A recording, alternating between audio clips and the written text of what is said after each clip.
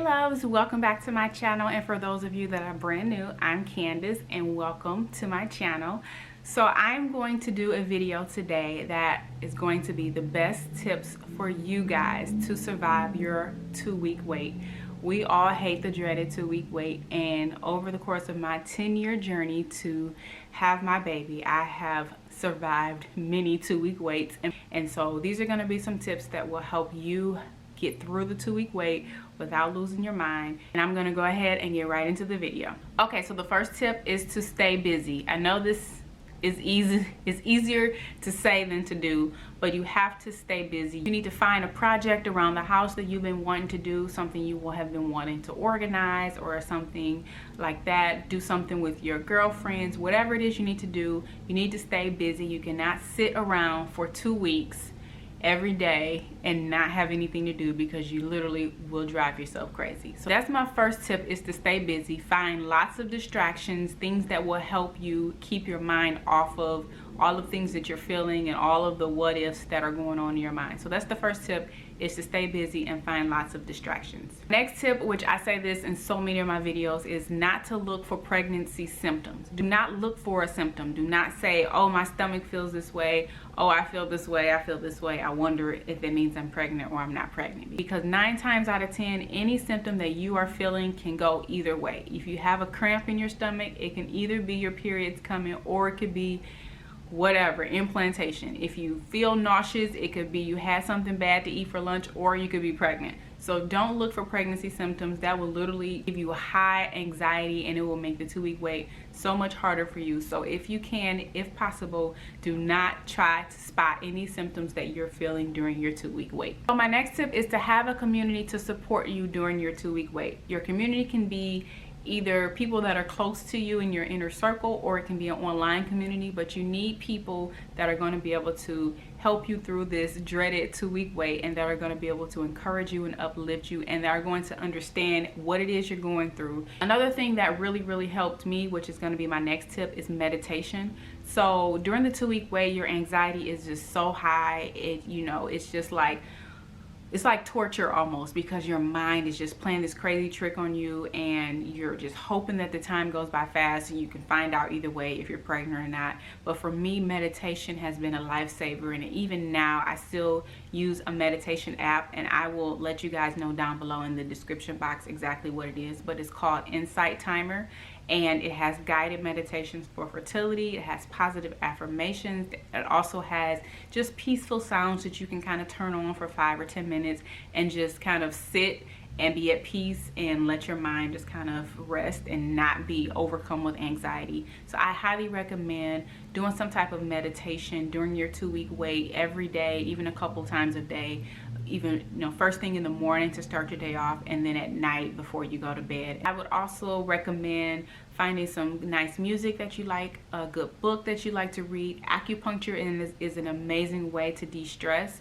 Anything like that that's going to help take your mind off of the 2-week wait and help you to relieve some of the stress and anxiety that comes along with the 2-week wait would definitely be a big help for you during this high anxiety, high stress times. My next tip for surviving your 2-week wait is to journal, and I am a big fan of journaling, and I know everyone isn't a writer and everybody doesn't find writing to be peaceful, but I would say journal this time during your 2-week wait, because you want to be able to look back on those memories when you do get your miracle baby. So I was actually cleaning up my closet a couple of years ago, and when we moved to our new house, and I found some of my old journals from years and years ago when we were first in finding out that we had to do fertility treatments, and we were just kind of going to the doctor and figuring things out.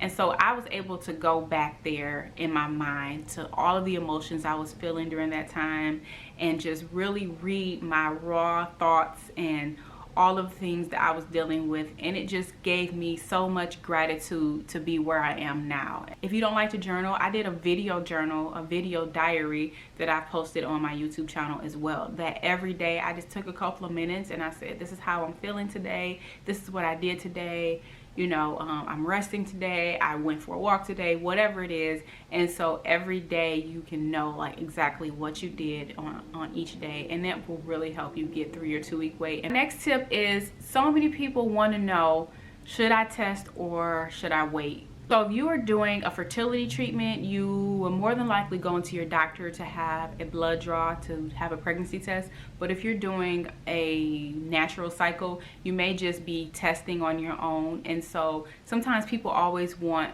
to know, should they test beforehand or should they wait? My advice is test only if you are going to be prepared for the result. So in your mind, if you say, either way I'm going to be okay, then I feel like you should test early, and then when the result is not what you want it to be, then you've already prepared yourself mentally. And if the test result is what you wanted, then you've kind of like gotten that good news ahead of time. And so that's my advice. My first IVF cycle, which was unsuccessful, I did not test, and I feel like the whole 2-week wait was just a torturous time for me, because every day I was like, am I pregnant, am I not, am I pregnant, am I not? And so then I went a whole 10 days, and then I went to the doctor, and then I waited some time before the nurse called me to let me know that the test was negative. Well, in my mind, I'm like, I could have took a pregnancy test and I could have avoided all of these different days and hours of anxiety. And so the second round of IVF I did test early. I started 6 days past my transfer, and that's when I got my first positive.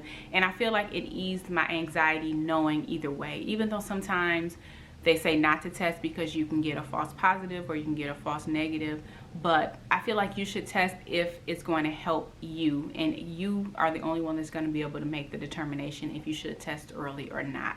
So that is my advice about testing early. If you're going to be able to be okay with the result either way, then I feel like you should test. If you feel like you can't handle the result, if it's not what you've expected, then I would say don't test early, just wait it out. So for some women, they're like, I'm not testing because I want to go this full 10 days or I want to go this full 2 weeks in my mind, feeling like I could possibly be pregnant. So really it's going to be up to you whether you decide if you should test before your beta or if you should test soon, like start testing early before your period comes, to know either way if you're pregnant or not. It's really going to be up to you. My next tip is pineapple core and Brazil nuts. Now there really isn't a lot of scientific evidence, I guess, about surrounding the pineapple core Brazil nuts with the implantation and all this stuff, but I feel like it can't hurt. I mean, and pineapple is delicious, so I mean, it can't hurt if you eat it. So you're supposed to eat the core of a pineapple around your implantation times, and it's supposed to aid in implantation. And the Brazil nuts are also supposed to do that as well. I mean, Brazil nuts are disgusting to me. They taste like tree bark. Not to say that I've ever tasted tree bark, but it tastes like what I would imagine tree bark tastes like. But I feel like it can't hurt. I mean, they're both healthy for you. So that's another tip I would say, is to go ahead and eat the pineapple core and the Brazil nuts during your implantation time. And so the worst thing that could happen is you say, oh, I should have ate pineapple core and Brazil nuts during my implantation time, and ate pineapple core during my successful IVF cycle, and who's to say the pineapple was the magic thing that helped me get pregnant or not. But so the next tip is, do not Google anything. Stay off of Google and message boards. We all love Google, we all love message boards. I love me a good message board, because a random woman somewhere in the world can ask a random question about anything, and then you have 100 other random women somewhere else in the world that's telling you all of this stuff from their experience.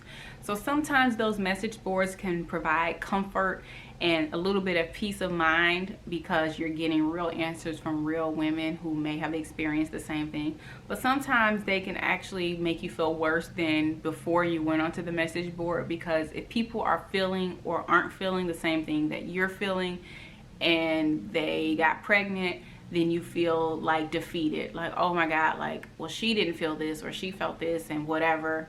Then it can just make things worse. It can make your anxiety even higher. So I would say just stay off of it altogether. So my next tip is self-care. Self-care during the 2-week wait is so important, because you need that time to focus on yourself and to do things that make you happy, because trying to conceive itself is already stressful enough, and then the 2-week wait takes stress to a whole nother level. And so you need those things that you can do that just take time for yourself, you know, whether it's taking a bath or whatever it is that you like to do that's going to make you feel good. And so that is something that really needs to be done during the 2-week wait, is lots and lots of self-care, lots of time for yourself, pampering yourself, loving yourself, making yourself feel good, all that good stuff. So that is definitely another tip for surviving the 2-week wait. And my last tip for surviving the 2-week wait is to say positive affirmations, or if you are a Christian, find scriptures that are related to the 2-week wait, or related to conceiving, related to having a baby, all of those great things. Say positive things over your body every day during your 2-week wait.